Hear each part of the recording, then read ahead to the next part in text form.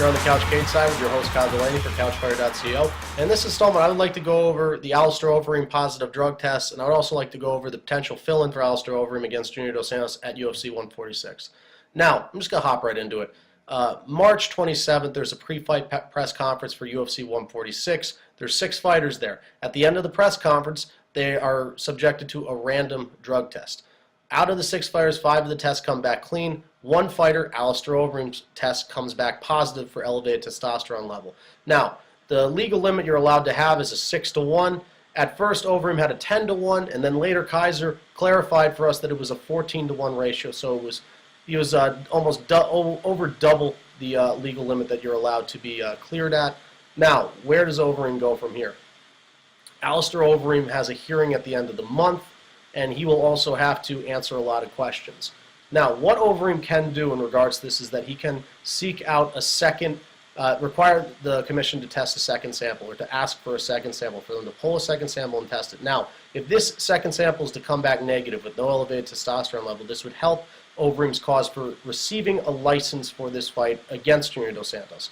The big question is the UFC willing to wait for this to happen? It's a big gamble. Do they wait? And if it does come back negative, you have to look for, if it does come back positive, you have to look for a fill-in.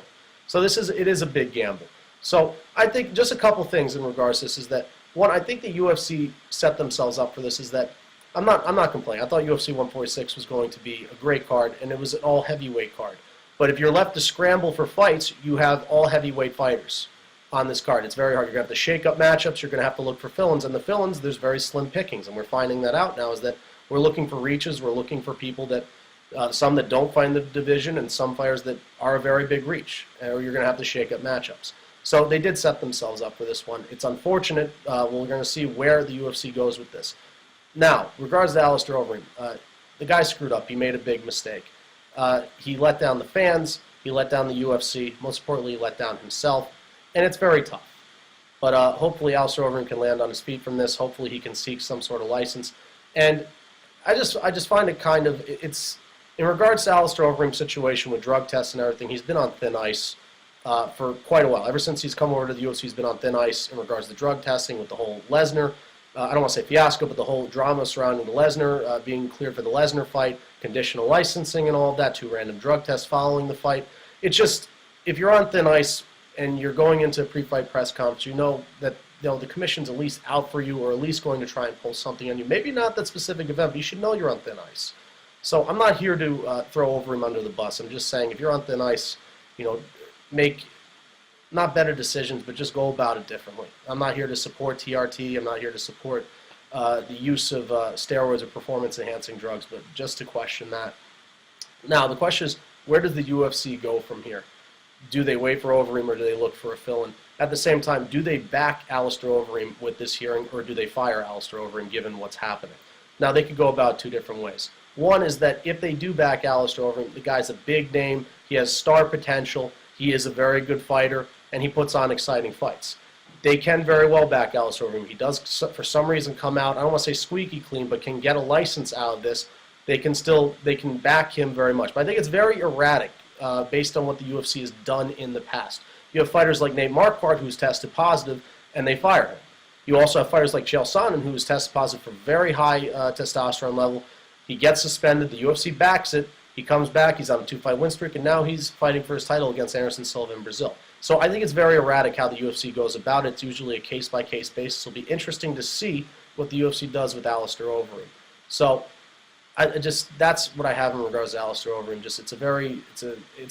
We're going to see this unfold day by day, week by week, and see how the UFC is going to go about it. Now, the real question is, what does the UFC do in regards to a replacement for Alistair Overeem? Alistair Overeem, I think the one thing that is very disappointing, obviously Overeem let down the fans and everybody and made a bad decision. It was very unfortunate.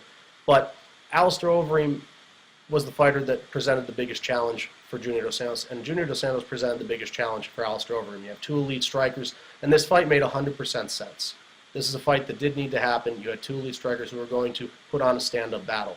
It's unfortunate that won't happen, and it's going to be very hard to fill the shoes of Alistair Overeem if they do decide to go in a different direction. So I'm just going to explore the different possibilities for which fighters can fill in for Alistair Overeem if that's the direction the UFC does want to go in. So I'm just going to start with Frank Mir. Frank Mir's on a 3-fight win streak. He is fighting Cain Velasquez, but he's on a 3-fight win streak. He's coming off an impressive submission performance against Minotauro Nogueira, the only guy to submit Minotauro Nogueira. And it does make sense. The guy's paid his dues. He's earned his shot. The question is if the UFC does want to go in that direction. Is it going to be, is Frank Mir a big name like Alistair Overeem? It's tough. I'm not here to bash Frank Mir, but he is not as big of a name as Alistair Overeem in regards to how the fight will pan out. But Frank Mir will definitely put on an exciting fight. He's definitely qualified to fight for this fight.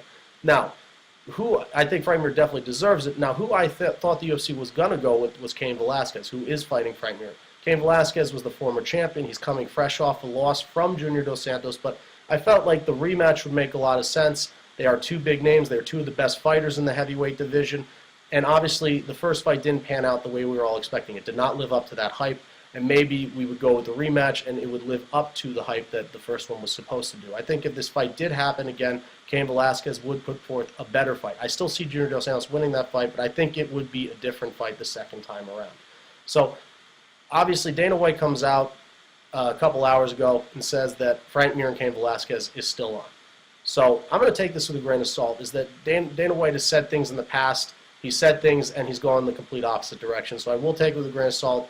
As of right now, Cain Velasquez and Frank Mir is happening, but like I said, grain of salt, because he could obviously go in a different direction. He could put Mir or Velasquez into that title shot with Junior Dos Santos, so anything is possible.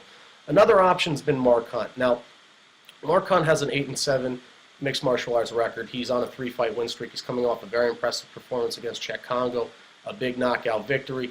Now, Mark Hunt isn't a big name in the UFC. But he is a very elite. He's an elite striker. He's got a kickboxing background. He has very good power in his hands. He has a very strong chin. It would be an exciting fight between him and Junior Dos Santos. But at the same time, I think it's great how the fans have rallied behind to support Mark Hunt and to at least try and get him a title shot. But in my honest opinion, this is not bashing Mark Hunt. I just think that you have to earn your way up to a title shot. And Mark Hunt has not faced the elite talent, or at least paid his dues just yet to get this immediate title shot. I think a couple more fights, Mark Hunt does win a couple more fights, he will get his title shot. So I think he has to continue to work. So this isn't any disrespect to Mark Hunt. I just personally feel that he has not earned it. Does not mean that a fight between him and Junior Dos Santos would be an exciting fight. You have two very skilled strikers. He would definitely feel the striking, at least the striking shoes of Alistair Overeem. So that's what I have in regards to Mark Hunt. Another reach, I think this is a big reach in regards to fighters that they're looking for to fill in for Alistair Overeem. I think we hear the name Fedor Emelianenko. Now, Fedor Emelianenko obviously is in the UFC. You have that whole drama between Dana White and M1 Global and how just they can't get a deal done and all that other stuff, even though Lorenzo Fertitta has said that he would try and negotiate with M1 Global and Fedor Emelianenko and try and get him over here. I think this is a reach, but I also think that a fight between Fedor and JDS would be an exciting fight. But at the same time, does Fedor Emelianenko deserve an immediate title shot based on the talent that he has been fighting recently? I do not think so. Just based on the fact that some of the talent that he has been fighting lately is not elite talent. It has not been the best of talent. But this is coming from a guy. I think Fedor Emelianenko is one of the greatest fighters of all time. He is one of my favorite fighters, but I just don't feel that he deserves this immediate title shot. However, to Fedor's defense is that obviously the UFC they don't want to make a deal with Fedor. At least they haven't tried to make a deal with Fedor recently. But in a situation like this, if you're looking to move a fighter like Cain or Mir up, or another fighter up like a Mark Hunt, if you had a fighter like Fedor sitting around in your stables, you could immediately insert him into one of those fights, and it would be an exciting fight. You have a guy who always brings the fight, and that would be Fedor. So I think it would be good, maybe not for the immediate title shot, but if you were looking to move somebody up, Fedor would be a great fill-in for one of those fights. So that's why I think it's a big reach. Hopefully we could see Fedor in the UFC one day, but I don't think that that would be the logical option in regards to a fill-in for Junior Dos Santos. So the last option is Dan Henderson. This has come up very recently, is that Dan Henderson said that he was offered the fight against Junior Dos Santos, that he would take it. Now, a couple things about Dan Henderson. One is that Dan Henderson always puts on exciting fights. The Shogun versus Henderson fight was fight of the year, probably one of the best fights of all time. Then the Fedor and Dan Henderson fight was a very exciting fight. Dan Henderson always brings the fight. He always puts on exciting fights. He's also next in line for the light heavyweight title. He'll be facing the winner of Jones versus Evans. There's also been rumors about him possibly facing Anderson Silva at middleweight. The guy's all over the place. Now he's looking for a third division that he could potentially fight in at heavyweight. So, regards to Dan Henderson, I think that's both good and bad. Is that obviously Dan Henderson puts on exciting fights. He also has a granite chin. The guy's never been knocked out in his entire career. For a guy who always brawls and is always in big fights with throwing heavy punches. The guy's never been knocked out. Not to mention his right hand is the biggest chin tester of all time. It would definitely test Junior Dos Santos' chin. But what I think he does lack in this fight is, one, the gas and the cardio. It's been a big question in the past. And also is that he doesn't have the speed to keep up with a heavyweight who's bigger than him like Junior Dos Santos.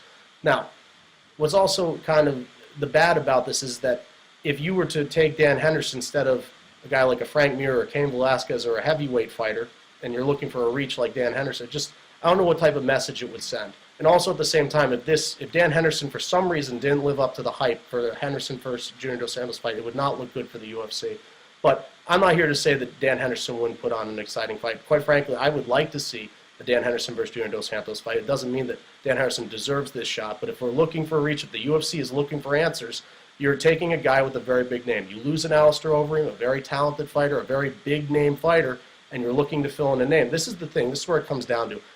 If you're looking for a guy like Mark Hunt to step up into the main event, it's always about the names. Okay, the way you sell a card is the big names. And a Mark Hunt versus JDS card headlining, it would not sell as many. It would not sell as many pay-per-views. You take off a name like Overeem and you put on a name like Dan Henderson, a big name fighter, a legend of the sport.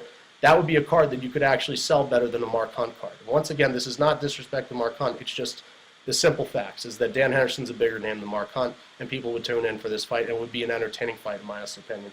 So this is just how it's all going to pan out. Those are the options that they have. Quite frankly, it's just going to unfold how it's going to unfold. The UFC will do what they're going to do. If they're going to wait for Overeem or they're going to look for a fill-in. And I'm just going to sum this up in one sentence. I think that Frank Mir deserves it. I thought that Cain Velasquez would be the UFC's choice. I think that Mark Hunt would be the exciting fight. I think that Fedor was the reach. And I also think that Dan Henderson is the big-name fighter that you could fill in for Alistair Overeem, the name that would sell the card. So that's just the whole scenario in regards to Alistair Overeem's positive drug test and the potential fill-ins for the heavyweight division. And that's what I have for this edition of Cage Side Caps. Kyle Delaney, signing off. Out here.